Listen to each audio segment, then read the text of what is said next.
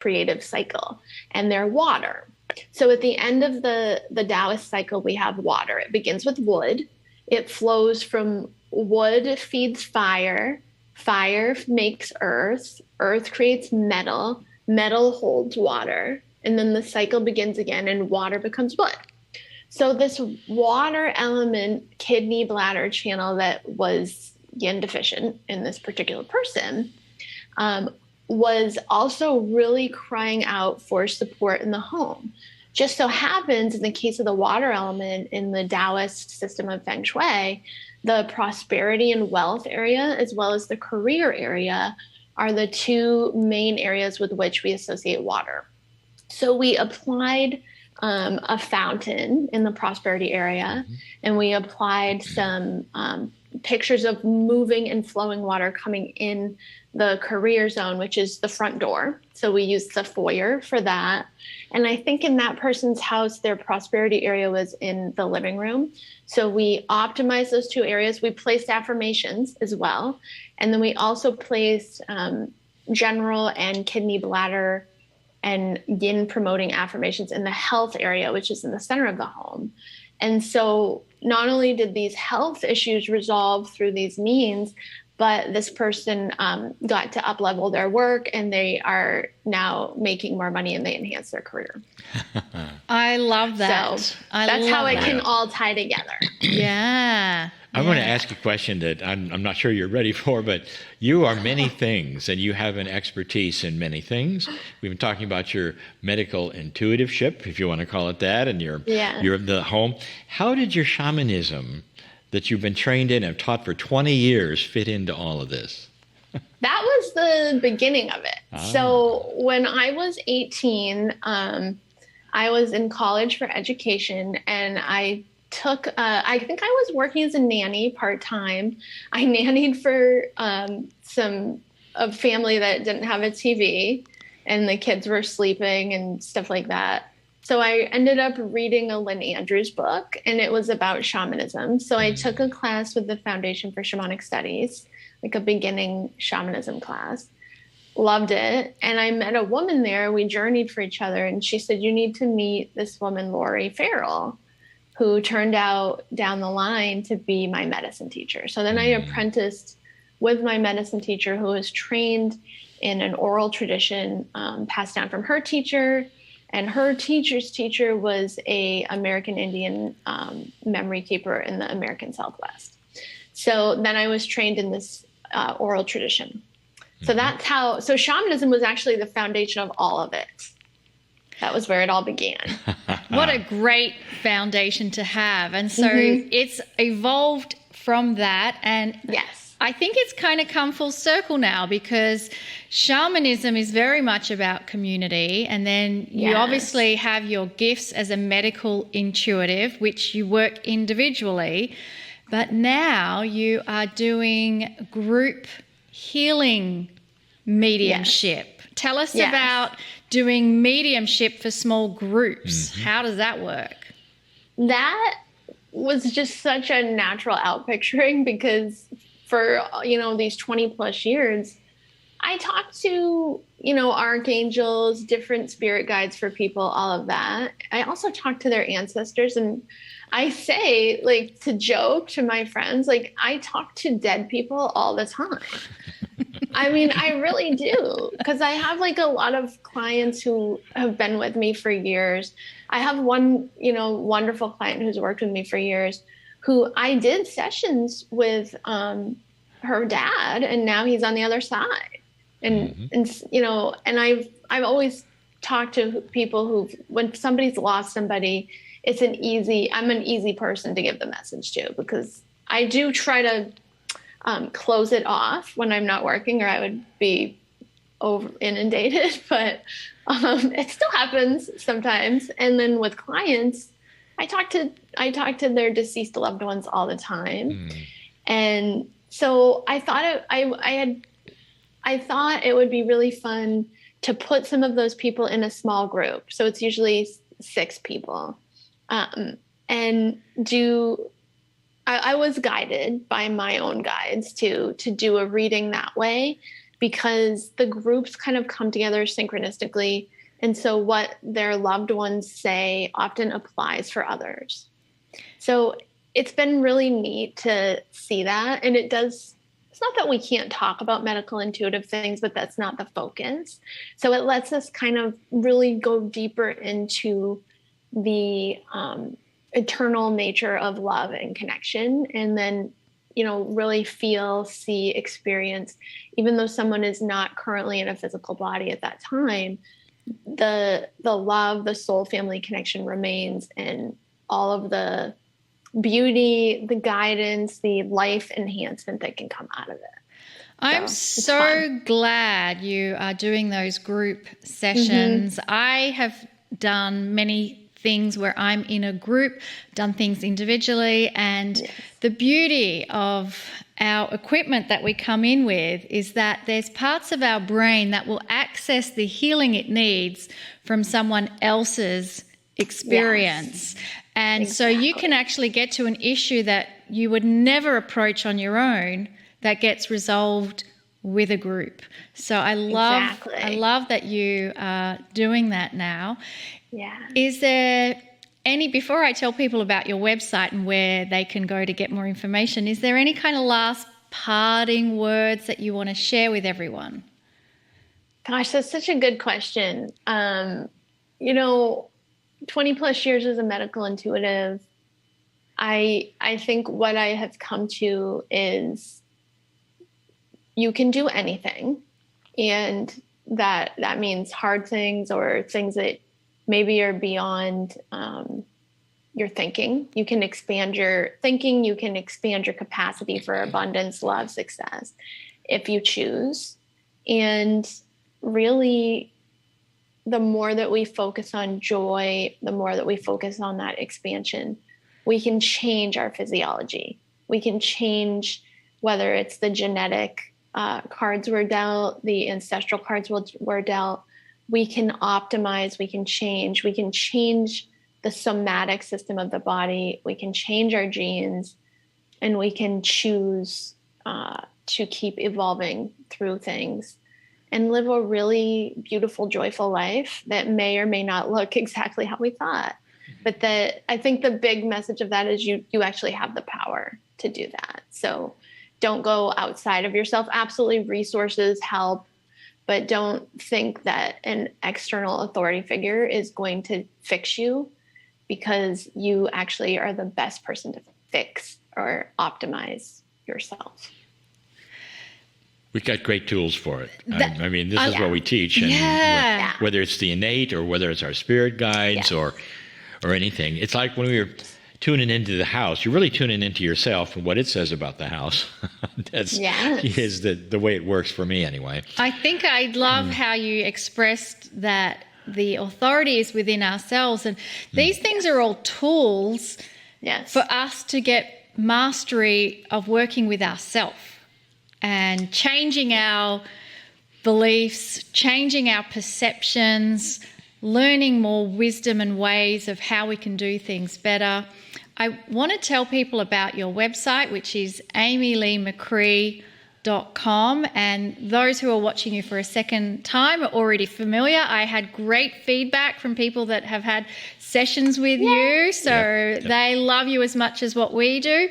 And then you have a special offer for people. You'll see that in the chat, and you'll also see it on the replay page. But I happen to know it's amyleemccree.com/Kryon offer. Couldn't be easier to find. So what are people going to find when they go to the amyleemccree.com/Kryon offer? So we wanted to give back to you guys. Last time I was on, it was amazing. Lee and Monica, you guys are amazing. Kryon, obviously amazing. Your whole team, amazing. I mean, you guys just bring so much value to the community. Then I got to meet 100 plus of your community members. You guys, that night that some of you guys were, probably a lot of you were listening, you guys broke my website, which was awesome. And we fixed it within a half an hour or so. So that was good. And so I wanted to be able to give you guys back even more. So when you go to that Kryon offer page, you will have access to 15% off all sessions with me. And or you can also join my Intuitive You membership. And if you got an annual membership, then you get with that a 30-minute session with me that comes with it, and tons of content. You get 2 monthly live calls with me where I channel goddesses, archangels, things that have to do with this work that I do. And you also get a discount on all your sessions. So you get tons of recipes, affirmations, meditations, the live calls with me. You get modules of coursework. So the idea with Intuitive You is to help you really open your intuition, learn to talk to your higher guidance, your spirit guides, and have all these tools to do that, growing that, optimizing that we were just talking about, and not need an external source. Plus you get a session with me anyways. Mm-hmm. And for, if you did want to have a session with me, you get discounts on that moving forward. So it's a big value. We put it together because you guys are amazing. And I just wanted to make sure you had all the things. Oh, well, we Thank think you. you are amazing. Yes. We are out of time. So we're going to love you and hold you in our hearts. And I feel sure we'll connect again in the future. Yes. For sure. Yay. Yeah. So it's time for us to take a break, actually. So we're going to take a 10-minute break, and then we'll see everyone back here for the Circle of 12.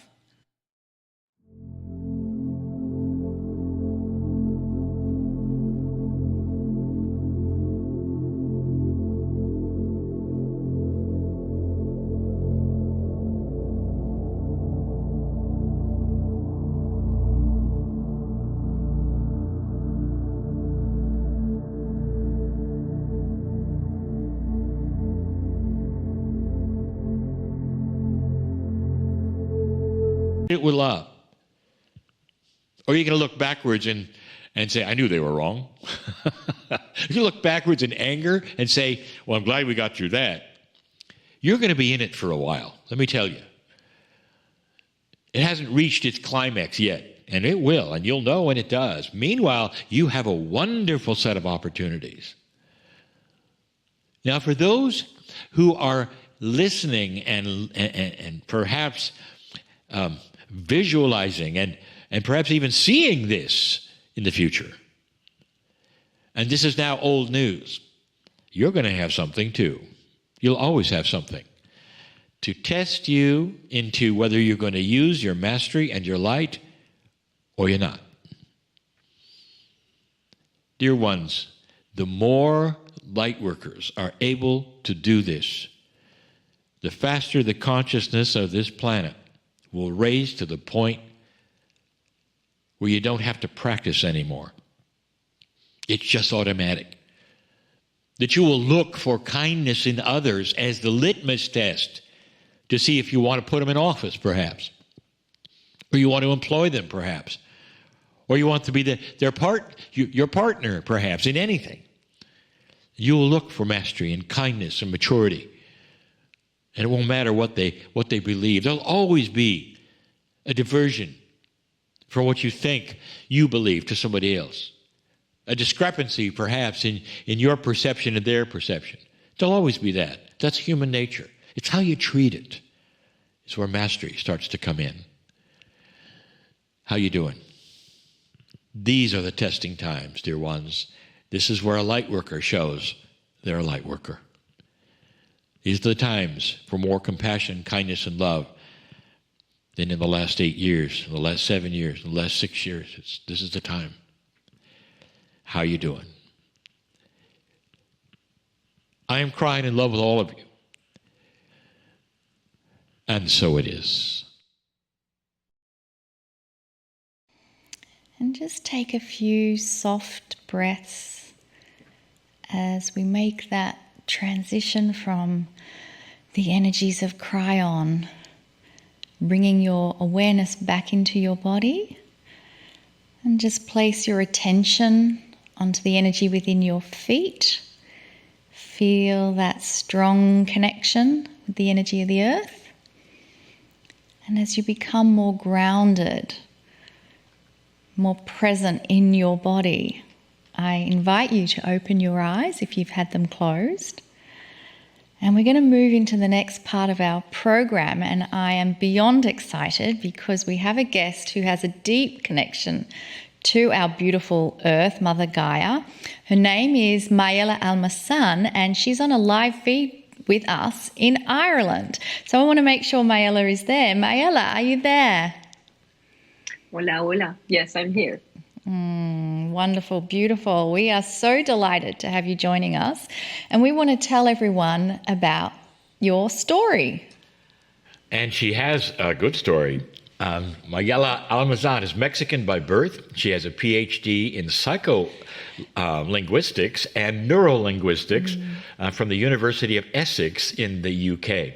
She currently lives in Ireland, but travels the world with her teachings after more than a decade in the world of academia as a researcher and professor in Mexico, Canada, and the United Kingdom, and a process of profound personal transformation.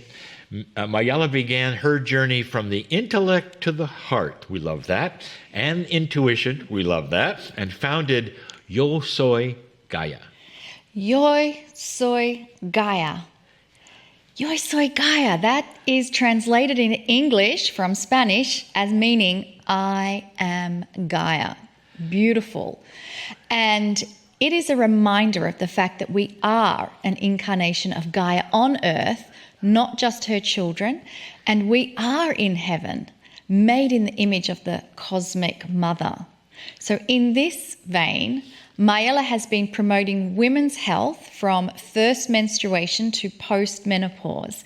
And this is by acknowledging, celebrating, and educating them on the biological, evolutionary, and celestial role of women.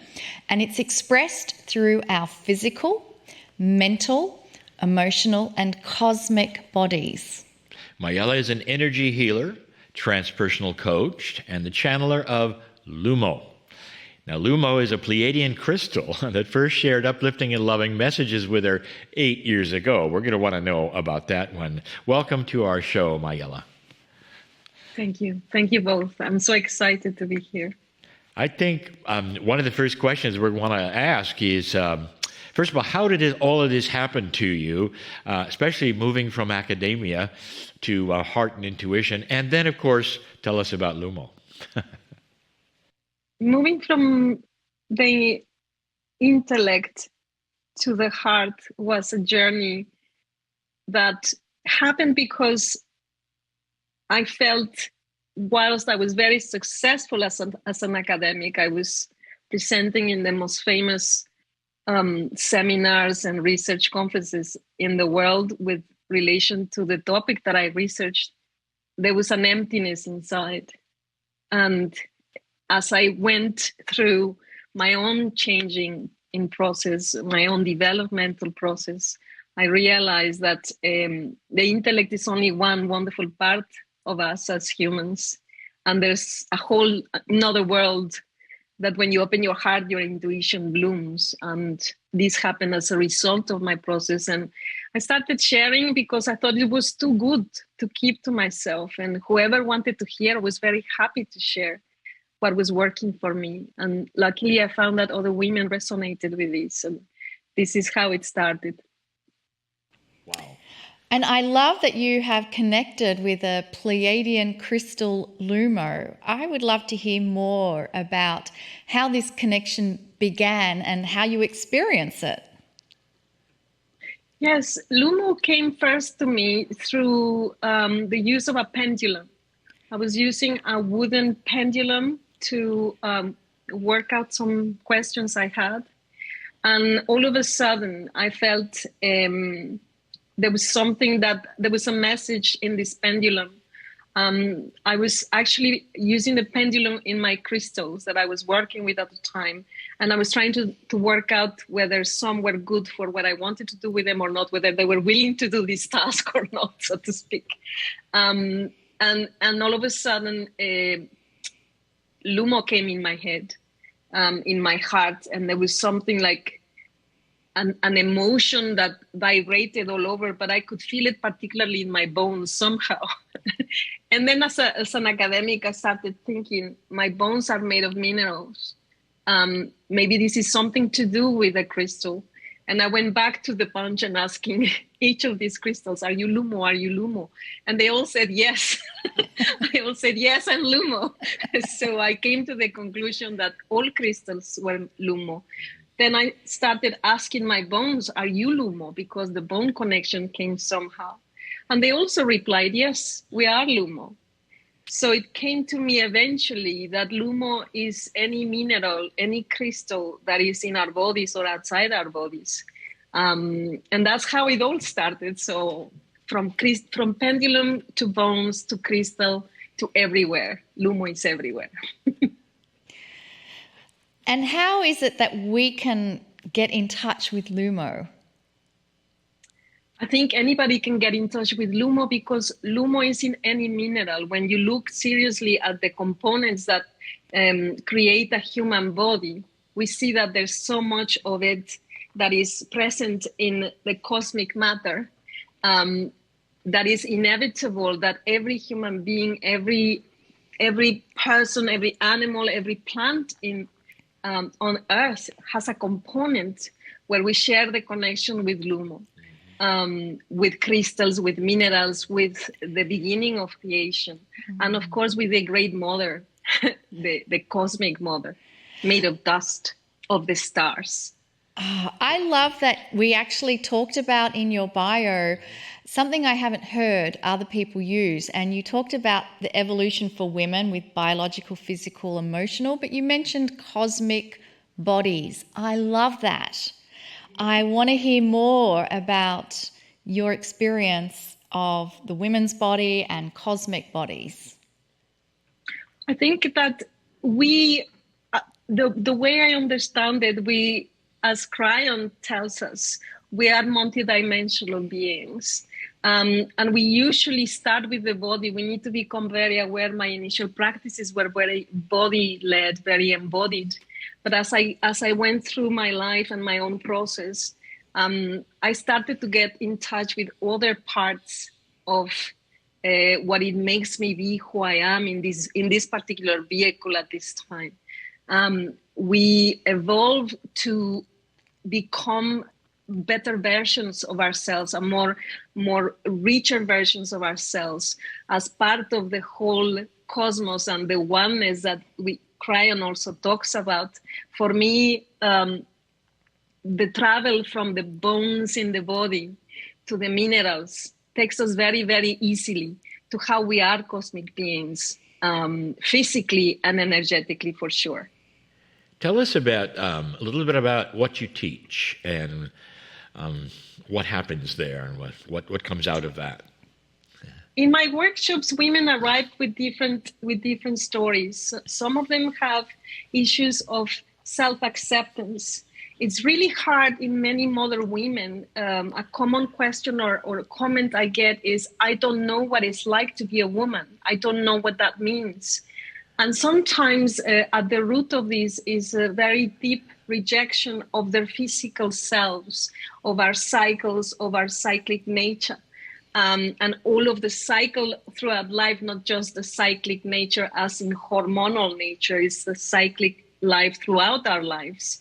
So when we start this trip on acknowledging our physical selves, our cyclic creatures, we look outside and we see Gaia is exactly the same. You know, she's 1 minute raining, she's next time is an eruption of a volcano, then a flower blooms, and then the destruction somewhere with a fire. And women are the same. We change so much. And sometimes even in one day we're raining, we're snowing, and we're in fire. So and at your skirts, not just the little ones, they're grown. And now your focus then and your charge, your promise is to take care of the whole circle of life. And so that feminine wisdom way gets set in the ground. And an interesting thing, is, then when you step out of that moon lodge, you make an offering. That's the more yang side of it, the masculine side. And let's say that some of these gals that are incredibly powerful seers, maybe several of them at a time, realize that they've seen that it's going to be a hard winter. They immediately go to the chief, who's the executor. He's the action man. They go and say, we have seen that it's going to be a hard winter.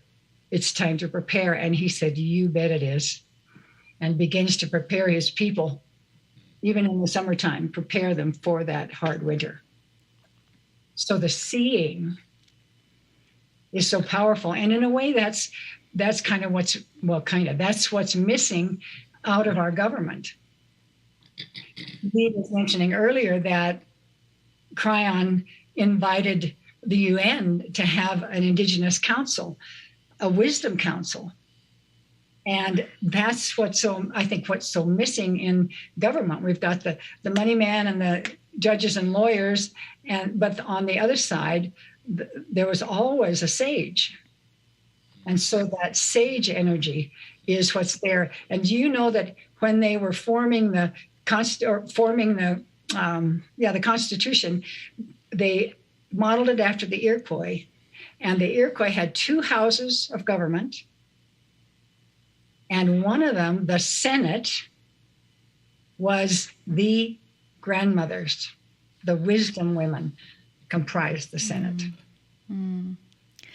I feel all of what you were just sharing applies to Earth and humanity in this time of great shift and change, which has been prophesied by the Indigenous. And the phrase you used, going to the chief, it's going to be a hard winter. We need to prepare. And the chief saying, yes, we know. I feel that is where humanity is right now. It's going to be a hard winter. And that to me is the metaphor right now, that it's a shift in consciousness and we are having more awareness than ever before. And the ones who are not are objecting. The ones that keep the ways of being in that survival, greed, fear, lower consciousness. And so what can we all do in that role of the seer wise woman now coming to humanity to say, hey, it's going to be a hard winter? How do you see that bridge working with the work you do? That's a tough one in a way, but just speaking about all these things feels really so important.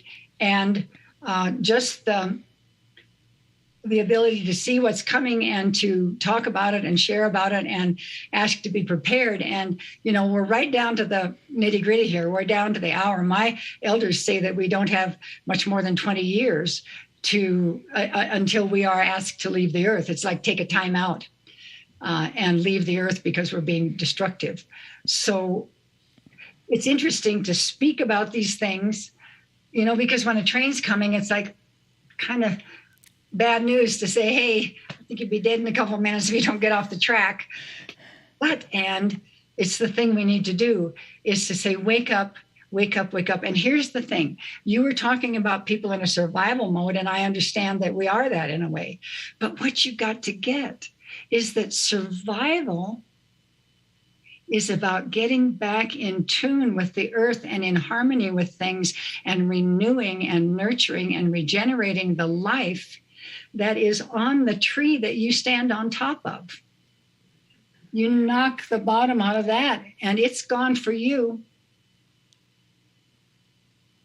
You'll feel lonesome with no birds. We've killed most of the insects and now the birds are dying and the little lizards in the backcountry don't have anything to eat. So we need to wake up really quickly. And the thing is, we're not, it's like Joni Mitchell, put in a parking lot, pave and putting in a parking lot. That's not what we're being asked to do. We're being asked to have clean water and pure air and sunshine and health for our children and our animals and this richness, the green, exquisite beauty that the Mother Earth is. She's blue. She was blue-green, and now she's browning, turning brown. So we're, in a sense, we're being asked to head toward heaven, like help recreate the heaven that we were given. And so we are going to be challenged. It's like we need to wake up, because this is such an incredible planet. And if you don't like it, if you don't want to care for it, if you don't want to be good to it, if you don't want to enjoy it, if you don't want to revere it and honor it, all of it, from the littlest insect to the greatest mountain, then I guess you get to go somewhere else. I've been told that there's a planet for that, the Mother Earth, and we know this through prophecy, and our understanding is that the Mother Earth is no longer going to be the school for this kind of destruction. She gets to step up to a new level of light and beauty and possibility and richness. And the school for what we've been dealing with here is on another planet. She called it Teleron. So the thing you need, and I want to say this, I want you to look you right in the eyes and say this, what we need to be willing to have is everything absolutely exquisitely beautiful, harmonious, sweet, kind, caring, positive, nurturing. We need to be willing to have that and to do that and to be that in the world, or we will not fit here anymore. So everything you can do, from taking those dryer sheets that are killing all the insects and the bees out of your laundry, getting rid of some of that chemical stuff and touching back in, putting your feet on the ground, barefoot on the ground and getting connected again, stopping all the pesticides and all of that are going on that are ruining our food and killing everything in the cycle of life and us, our children, our animals. We need to step up a little bit. And the thing is, when we do it together, which is another aspect of the feminine, when we step up together, we have enormous power to say, I will not spend my money on that. I will not shop here when this is this. I will put my energy into things that work. And when enough of us do that, companies have to change. Things have to shift, and especially when we find all of the incredibly amazing things people have brought through. We have free energy. We have such possibility for richness, ease, grace, beauty, fresh air, clean air, sunshine, happiness, that I'm just inviting us to choose that, to do the work it takes. Because I love this earth. I'm here, and I want us all to be able to stay here in a beauty way. So I don't know how much time I have left, but I want to sing a song at the end. I think this is a beautiful time to do that. Wonderful timing, yes. All right.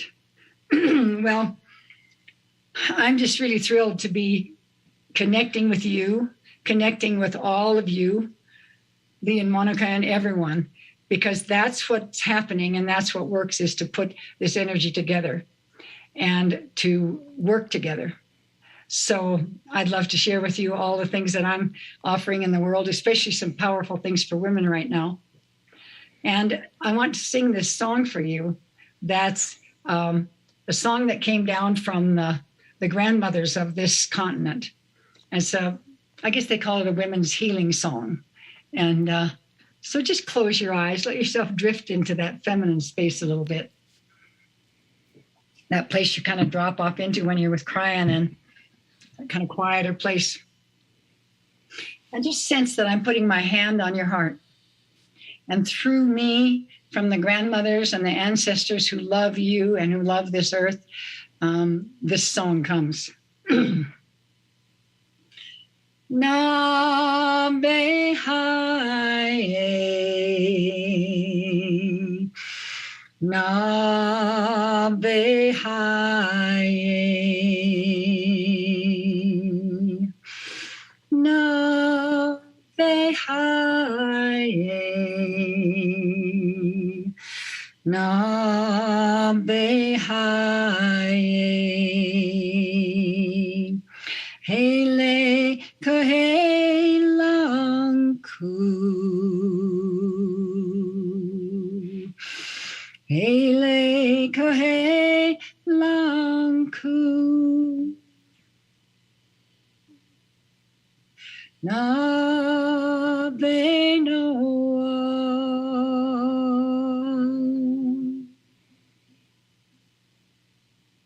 May all our hearts be blessed.